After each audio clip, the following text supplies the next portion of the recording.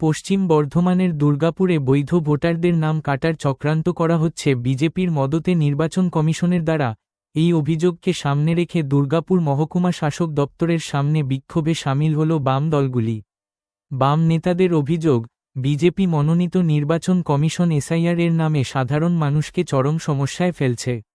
তাদের দাবি, একটি পরিবারে একজন বাবার ৫ বা ৬ জন ছেলে থাকলে তাদের নাম ভোটার তালিকা থেকে বাদ দেওয়ার চক্রান্ত চলছে।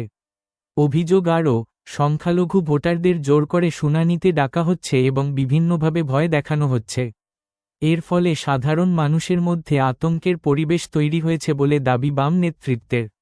বাম নেতারা স্পষ্টভাবে হুঁশিয়ারি দেন, চূড়ান্ত ভোটার তালিকা প্রকাশের পর যদি একজন বৈধ ভোটারের নাম বাদ যায়, তাহলে তারা বৃহত্তর আন্দোলনের পথে নামবেন।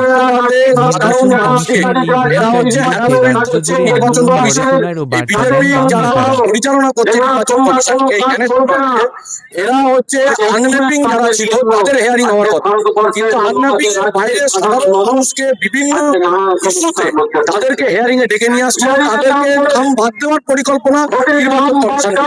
তার জন্য আজকে আমরা এই এসডিএম অফিসে নির্বাচন কমিশনের দপ্তরের সামনে আমরা আজকের এই কর্মসূচি রেখেছি।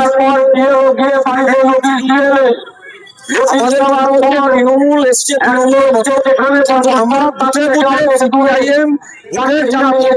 তাদেরকে রক্ষা করার দায়িত্ব হচ্ছে খবরে থাকার জন্য নিয়ে তারা